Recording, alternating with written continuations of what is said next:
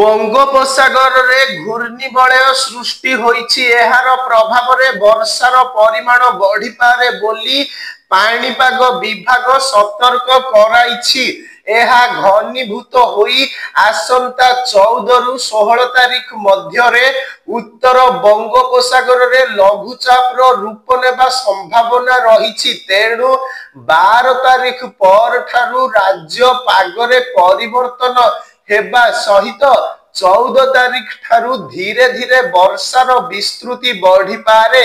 एथिसह पाणीपाग विभाग पक्षरु आसंता 13 तारिख पर्यंत बिजुली घड़घड़ी सह वर्षा नहीं विभिन्न जिला को येलो वार्निंग जारी करा जाइछि।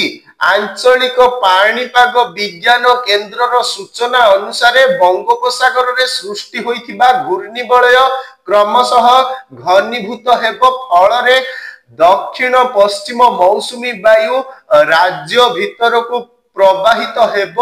एहा परे 14 तारिख बेलकु लघुचाप क्षेत्र सृष्टि हेब।